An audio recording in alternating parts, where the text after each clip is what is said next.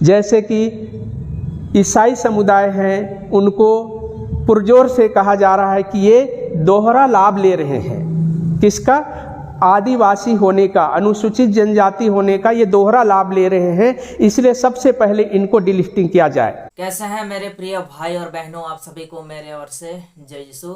सबसे पहले तो बीजेपी सरकार ने हमारे ईसाई आदिवासी लोगों को डिलिस्टिंग करने के लिए कोशिश किया, लेकिन उसमें सफल नहीं हो पाया। और अभी फिलहाल में हमारे ईसाई आदिवासी लोगों का जातिगत पहचान खत्म करने के लिए कोशिश कर रहा है बीजेपी सरकार। मान के चलो, यदि ईसाई आदिवासी लोगों का जातिगत पहचान खत्म भी हो जाता है, बाकी जितने भी आदिवासी लोग बचेंगे, उनका जितना भी परसेंटेज होगा, उनके साथ में क्या कुछ होने वाला है। चलिए हम लोग सबसे पहले छत्तीसगढ़ के एक भाई हैं जिन्होंने की अच्छी तरह से समझाए हैं कि यदि ईसाई आदिवासी लोगों का जातिगत पहचान खत्म हो जाता है तो बाकी जितने भी आदिवासी लोग बचेंगे, उनके साथ में क्या कुछ होने वाला है, उनके साथ में सरकार क्या कुछ करने जा रहे हैं। इस भाई ने बहुत अच्छा तरीके से समझाए हैं। चलिए हम लोग उसका छोटा सा वीडियो क्लिप को सबसे पहले देखते हैं। साथियों, जैसे कि हम सब जान रहे हैं, हमें कभी भी एक मंच में आने के लिए नहीं देंगे, क्योंकि वो जानते हैं कि मूल निवासी एक मंच में आएंगे तो क्या कहर ढा देंगे। और हम लोगों को ये पता नहीं है कि हम एक मंच में आएंगे तो कितना कहर ढाएंगे।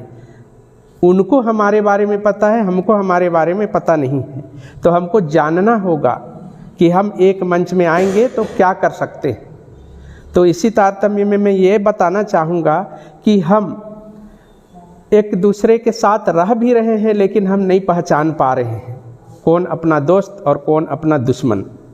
और हमारा दुश्मन जो है ब्राह्मणवादी, ये अच्छी तरह जान रहे हैं कि इनको एक होने नहीं देना है।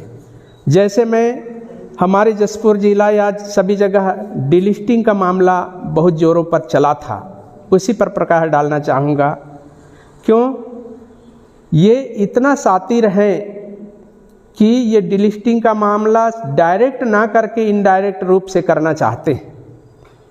जैसे सबको पता है या नहीं पता है, तो यहाँ जानकारी हमको देना है या जानकारी लीजिए कि किसी भी क्षेत्र में अनुसूचित क्षेत्र होने के लिए, अर्थात 5वीं 6वीं अनुसूची हम जो बात करते हैं, उस अनुसूचित क्षेत्र होने के लिए उस जगह में आदिवासियों की जनसंख्या 50 से ज़्यादा होनी चाहिए। 50 से कम हुई तो अनुसूचित क्षेत्र नहीं रह जाएगा।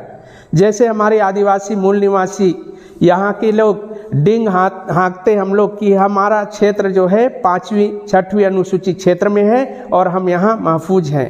लेकिन कहीं ना कहीं वो शातिर हम लोगों को इस कदर लड़ा रहे हैं कि हम एक ना हो पाए, और आनन फानन में अपने दिमाग का इस्तेमाल ना करते हुए कहीं ना कहीं हम इस 50% की जो जनसंख्या है आदिवासियों की, मूल निवासियों की, उसको हम खो दें। इसके लिए वो डिलिस्टिंग का मामला यहाँ पर ज़ोरों से चलाते हैं और हमारे आदिवासी भाइयों को आदिवासियों से लड़ाने का काम करते हैं। यही आज जसपुर ज़िले के अंदर आप लोग देख रहे होंगे, चाहे वो भगत उरांव हो, चाहे वो ईसाई उरांव हो, चाहे वो गोंड हो, चाहे कंवर हो, जितने भी आदिवासियों को आपस में ये लड़ाने का काम कर रहे हैं। जैसे कि ईसाई समुदाय हैं, उनको पुरजोर से कहा जा रहा है कि ये दोहरा लाभ ले रहे हैं। किसका? आदिवासी होने का, अनुसूचित जनजाति होने का ये दोहरा लाभ ले रहे हैं, इसलिए सबसे पहले इनको डिलिस्टिंग किया जाए। साथियों, जैसे कि हम सब जान रहे हैं, हमें कभी भी एक मंच में आने के लिए नहीं देंगे, क्योंकि वो जानते हैं कि मूल निवासी एक मंच में आएंगे तो क्या कहर ढा देंगे। और हम लोगों को ये पता नहीं है कि हम एक मंच में आएंगे तो कितना कहर ढाएंगे। उनको हमारे बारे में पता है, हमको हमारे बारे में पता नहीं है। तो हमको जानना होगा कि हम एक मंच में आएंगे तो क्या कर सकते हैं। तो इसी तारतम्य में मैं ये बताना चाहूँगा कि हम एक दूसरे के साथ रह भी रहे हैं, लेकिन हम नहीं पहचान पा रहे हैं कौन अपना दोस्त और कौन अपना दुश्मन। और हमारा दुश्मन जो है ब्राह्मणवादी, ये अच्छी तरह जान रहे हैं कि इनको एक होने नहीं देना है। जैसे मैं हमारे जसपुर जिला या सभी जगह डिलिस्टिंग का मामला बहुत ज़ोरों पर चला था, उसी पर प्रकाश डालना चाहूँगा। क्यों ये इतना शातिर हैं कि ये डिलिस्टिंग का मामला डायरेक्ट ना करके इनडायरेक्ट रूप से करना चाहते हैं। जैसे सबको पता है या नहीं पता है, तो यहाँ जानकारी हमको देना है या जानकारी लीजिए कि किसी भी क्षेत्र में अनुसूचित क्षेत्र होने के लिए, अर्थात 5वीं 6वीं अनुसूची हम जो बात करते हैं, उस अनुसूचित क्षेत्र होने के लिए उस जगह में आदिवासियों की जनसंख्या 50 से ज़्यादा होनी चाहिए। 50 से कम हुई तो अनुसूचित क्षेत्र नहीं रह जाएगा। जैसे हमारे आदिवासी मूल निवासी यहाँ के लोग डिंग हाँकते हम लोग कि हमारा क्षेत्र जो है 5वीं 6वीं अनुसूचित क्षेत्र में है और हम यहाँ महफूज हैं। लेकिन कहीं ना कहीं वो शातिर हम लोगों को इस कदर लड़ा रहे हैं कि हम एक ना हो पाए, और आनंद फानन में अपने दिमाग का इस्तेमाल ना करते हुए कहीं ना कहीं हम इस 50% की जो जनसंख्या है आदिवासियों की, मूल निवासियों की, उसको हम खो दें।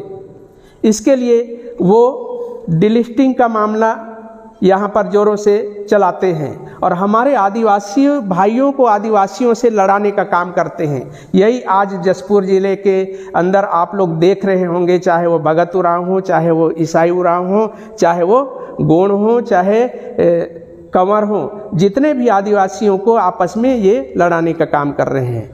जैसे कि ईसाई समुदाय हैं, उनको पुरजोर से कहा जा रहा है कि ये दोहरा लाभ ले रहे हैं। किसका? आदिवासी होने का, अनुसूचित जनजाति होने का ये दोहरा लाभ ले रहे हैं। इसलिए सबसे पहले इनको डिलिस्टिंग किया जाए। डिलिस्टिंग मतलब आजकल सब मोबाइल चलाते हैं, डिलीट सब, उसको यहाँ से बिल्कुल मिटाया जाए, हटाया जाए। किससे? अनुसूचित जनजाति के जो संख्या है उसमें से हटाया जाए। क्यों?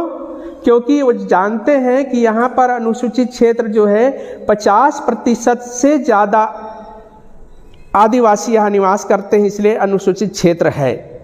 जैसे कि मैं आंकड़ा बता दूं जसपुर का कि 22% ईसाई आदिवासी हैं और गैर ईसाई आदिवासी 40% से कुछ ज़्यादा हैं। जैसे हम दोनों को जोड़ते हैं तो कितना हो जाएगा? 62%।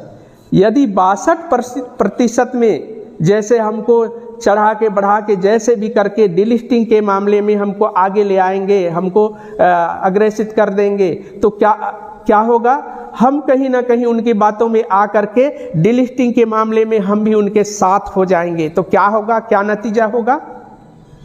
22% निकल जाएगा। 62% में 22 निकल जाएगा तो कितना प्रतिशत बचता है?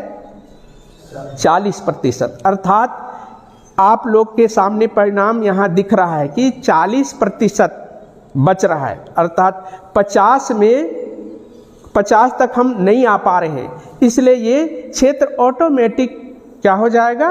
5वीं 6वीं अनुसूचित क्षेत्र से जनरल क्षेत्र हो जाएगा। और यही कारण है ये लोग इस तरह का लड़ाई लड़ा रहे हैं। और इससे क्या फ़ायदा होगा उनको? आज वो तरस रहे हैं कई साल से कि हम यहाँ पर सरपंच बने, हमारा यहाँ पर विधायक हो, सांसद हो, हम बने।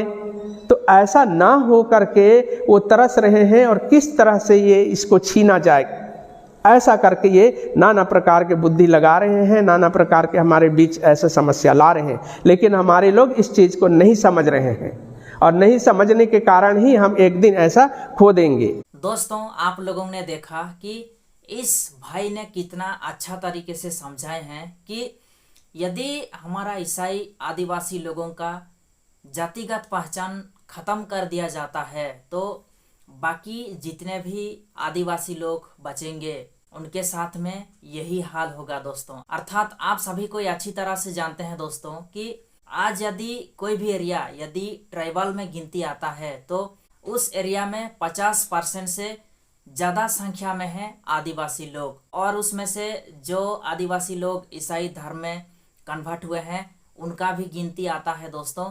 तो ऐसे में यदि जो आदिवासी लोग ईसाई धर्म में कन्वर्ट हो गए हैं उनका यदि जातिगत पहचान खत्म कर दिया जाता है, फिर से एक बार रिकाउंटिंग होगा, और यदि उस समय 50% से कम हो जाता है आदिवासी लोगों का संख्या उस एरिया में, तो वो एरिया जो कि ट्राइबल एरिया कहा जाता था, आदिवासी एरिया कहा जाता था, वो उस जगह से हट जाएगा, फिर वो जनरल हो जाएगा। अर्थात उस एरिया से जो कि आदिवासी लोग सरपंच बन पाते थे उसमें जो कोई भी व्यक्ति जनरल में आते हैं, जो कोई भी व्यक्ति आदिवासी नहीं है उनको लाभ मिलेगा, वो लोग सरपंच बनेंगे, फिर आदिवासी लोगों के साथ में राज करेंगे। और रही बात दोस्तों, आज बहुत सारे लोग यह आरोप लगाते हैं कि ईसाई लोग दोहरा लाभ उठाते हैं। एक तो वो लोग ईसाई धर्म में कन्वर्ट हुए हैं, फिर आदिवासी का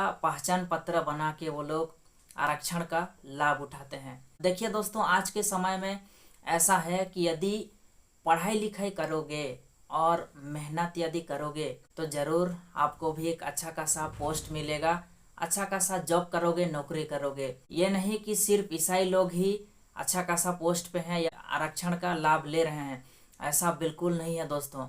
ऐसे कई सारे पढ़े लिखे आदिवासी लोग भी हैं जो लोग की अच्छा खासा पोस्ट में है, नौकरी कर रहे हैं, जॉब कर रहे हैं, उनका ज़िंदगी अच्छा खासा चल रहा है। लेकिन जो लोग पढ़ाई लिखाई नहीं कर पा रहे हैं, आप सभी को ये अच्छी तरह से जानते हैं कि सरकार ने आदिवासी क्षेत्र में ऐसा एक स्कूल खड़ा कर दिया है कि सभी कोई पढ़ो और आगे बढ़ो, अर्थात 10वीं तक सबको फ्री में पास किया जाएगा दोस्तों। तो ऐसे में आप बताइए कि एक स्टूडेंट को नॉलेज कहाँ से आएगा, फिर जब वो 10वीं के बाद में आगे जाएगा तो उसका बुद्धि का विकास कितना हुआ होगा, और आगे वो जाके नौकरी या फिर एक अच्छा पोस्ट में जॉब करने के लिए खुद को वो तैयार कर सकता है? बिल्कुल नहीं। ये सरकार ही इस प्रकार से आदिवासी क्षेत्र में स्कूल खड़ा किया है दोस्तों। जितने भी ईसाई लोगों का स्कूल है उसमें ना तो सिर्फ ईसाई बच्चे लोग जाते हैं बल्कि सभी कास्ट जाति धर्म के लोग जाते हैं दोस्तों, और पढ़ाई करते हैं, फिर आगे जाके एक अच्छा खासा जॉब नौकरी करते हैं दोस्तों। लेकिन जो कोई व्यक्ति आरोप लगा रहा है वो आरोप आगे भी लगाते रहेगा, लेकिन जो पढ़ाई करेगा और उसका जिंदगी बेहतर होगा दोस्तों। और सरकार को ये बात अच्छा से पता है कि लोग आज के समय में ईसाई लोगों का स्कूल में अपना बच्चों को पढ़ाई लिखाई के लिए भेज रहे हैं, और इस प्रकार से जितने भी बच्चे लोग पढ़ाई करने के लिए ईसाई स्कूल में जाते हैं उनका बुद्धि का विकास हो रहा है और वो लोग उन्नति कर रहे हैं। तो जो लोग विरोधी हैं ये सब कुछ देख के वो लोग जल रहे हैं, फिर किसी भी हालत में वो लोग गिराने के लिए कोशिश कर रहे हैं दोस्तों। मैं चाहता हूं दोस्तों कि आप लोग इस वीडियो को ज़्यादा से ज़्यादा लोगों तक शेयर करें, ताकि इस वीडियो को जो कोई भी देखे इस वीडियो से कुछ सीख सकें। और हमेशा आप लोग प्रार्थना करते रहिए ताकि ईश्वर का योजना जैसा है वैसा ही हो। चलिए फिर मिलते हैं हम लोग नेक्स्ट वीडियो में। आज के लिए इतना ही।